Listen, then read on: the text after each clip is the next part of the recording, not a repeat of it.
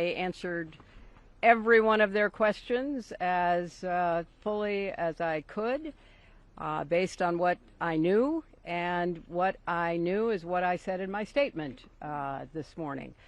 I never met Jeffrey Epstein, never had any connection or communication with him. I knew Ghislaine Maxwell casually as an acquaintance, but whatever they asked me, I did my very best to respond. It was disappointing that they refused to hold a public hearing, so I wouldn't have to be out here characterizing it for you. You could have seen it for yourself. We had asked for that. We think it would have been better for the committee and its efforts to gather whatever information they are seeking.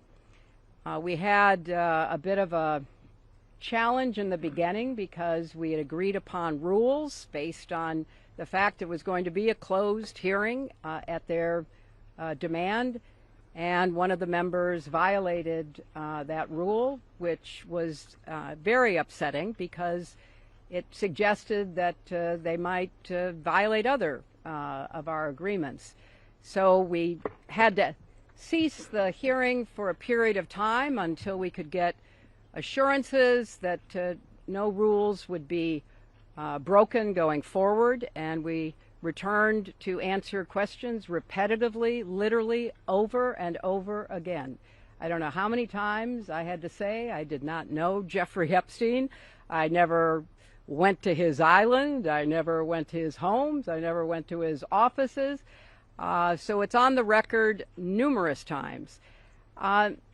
It then got, at the end, quite unusual because I started being asked about UFOs and a series of questions about Pizzagate, one of the most vile, bogus conspiracy theories that was propagated on the internet, that was serving as the basis of a member's questions to me.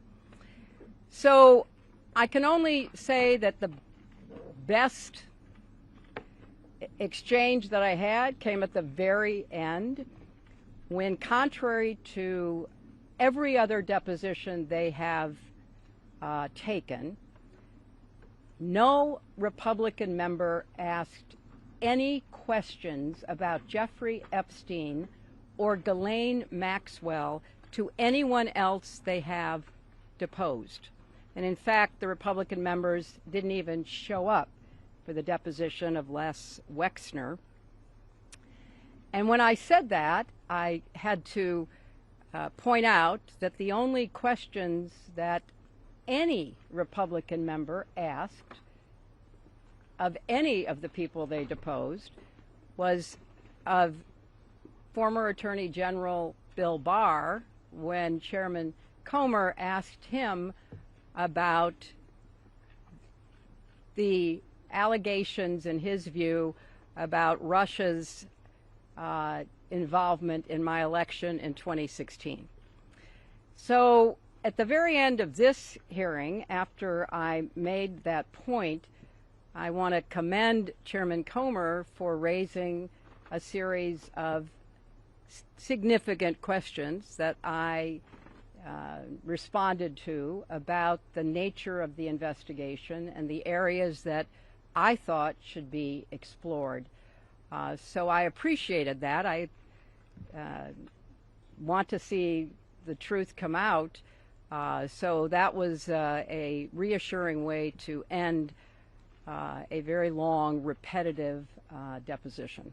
Madam Secretary. You spoke in your opening remarks about how heartbroken you have been for the Epstein survivors as these files have come out. Can you talk to us a little bit about how you have processed and reacted to the fact that the former president, your husband, Bill Clinton, is referenced in the Epstein files numerous times, including in some photos featuring women?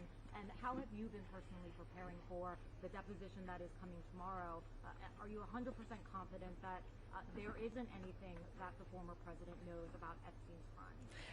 I am, and I think the chronology of the connection that he had with Epstein ended several years before anything about Epstein's criminal activities came to light, and that he was charged and sadly given a sweetheart deal, which, as I said in my statement, had that not happened, perhaps his predatory behavior could have been stopped earlier. But I think it is fair to say that the vast majority of people who had contact with him before his criminal pleas in 2008 were like most people. They did not know what he was doing. And I think that that is exactly what my husband will testify to tomorrow. Madam Secretary, can I ask? Why was Ghislaine Maxwell? Do you believe this was a fair hearing? And do you still want to testify publicly, even though you gave this deposition? Well, I'm not going to do it again. They had a chance to do it in public, and I wish they had done it in public. And I think they're making the wrong decision, avoiding doing it in public. I thought it was very repetitive. I thought that they asked literally the same questions over and over again, which didn't seem to me to be very productive. And then, as I said, toward the end, there were other questions that were totally off subject. So if they are going to fulfill their responsibilities to literally investigate the investigations, which is what they originally said was the scope of their work, I think they could have spent the day more productively. Madam Secretary, can I ask? James Matthews from Sky News. Can I ask, why was Ghislaine Maxwell invited to your daughter Chelsea Clinton's wedding in 2010? She'd already been mentioned in a civil lawsuit by Virginia Giuffre before that. Jeffrey Epstein had already been convicted before that. She came as the +1, the guest of someone who was invited. Thank you, everybody. Thank you all.